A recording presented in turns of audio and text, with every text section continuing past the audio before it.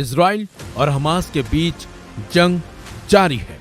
इस जंग को 8 दिन पूरे होने वाले हैं, लेकिन जंग रुकने का नाम बिल्कुल भी नहीं ले रही है। इसी बीच इजराइल के पीएम बेंजामिन नेतन्याहू ने कसम खाई है कि वो हमास को पूरी तरह से खत्म कर देंगे और उसका खात्मा करके ही इस युद्ध को भी खत्म करेंगे। और जिस तरह से हमास पर इजराइल हमले कर रहा है, उससे तो ऐसा लग भी रहा है कि अब इजराइल हमास को पूरी तरह से खत्म करके ही मानेगा। लेकिन इसी बीच इजराइल ने हमास पर हमले भी अपने तेज कर दिए हैं, जिसमें हमास के 2 कमांडरों को मारे जाने की खबर भी सामने आई है। इजराइल वायु सेना का बयान भी आया है, जिसमें बताया गया है कि हमास की वायुसेना का चीफ मुराद अबू मुराद मारा गया है। जानकारी के मुताबिक इजराइल ने शुक्रवार को हमास की वायुसेना के मुख्यालय पर हवाई हमला किया था, जिसमें मुराद अबू मुराद के मारे जाने की खबर सामने आई है। इजरायली वायुसेना ने एक बयान भी जारी किया है और कहा है कि हमास के चरमपंथियों को निर्देश मुराद अबू मुराद की तरफ से ही दिए गए थे।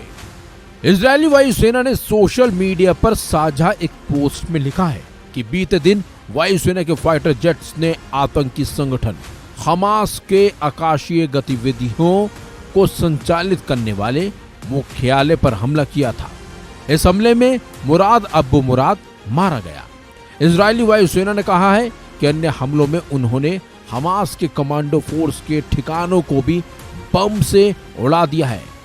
वहीं बीती रात भी इजरायली सेना के फाइटर जेट्स ने गाजा पट्टी में बड़े पैमाने पर हमले किए थे।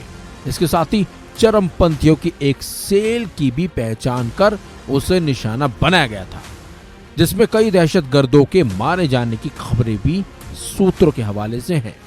वहीं इजराइल ने बताया है कि ये चरमपंथी लेबनान से इजरायली सीमा में घुसने की कोशिश कर रहे थे।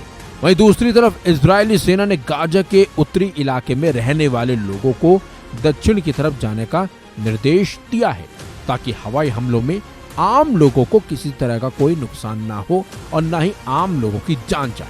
वहीं इजरायली सेना की माने तो गाजा पट्टी से फिलिस्तीनी नागरिकों का पलायन अब शुरू भी हो चुका है और बड़ी संख्या में लोग दक्षिण की तरफ जा भी रहे हैं।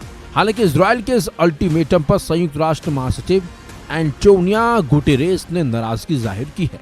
उनका कहना है कि इतने बड़े पैमाने पर लोगों को यहाँ से निकालना बेहद ही ज्यादा मुश्किल है। हालांकि इजराइल का दावा है कि अभी भी हमास ने कई लोगों को बंधक बना रखा है। लेकिन आपको बता दें, जिस तरह से इजराइल हमास पर लगातार हमले कर रहा है, उससे तो ऐसा ही लग रहा है कि हमास को खत्म करने की इजराइल ने जिद पकड़ ली है, क्योंकि इजराइल लगातार हमास पर हवाई हमलों के साथ साथ जमीनी हमले भी कर रहा है। वहीं इजराइल के पीएम नेतन्याहू साफ कर चुके हैं कि जब तक हमास का खात्मा नहीं होगा, तब तक ये युद्ध भी नहीं रुकेगा। इस खबर में बस इतना ही। अपडेट्स के लिए बने रहिए वन इंडिया हिंदी के साथ।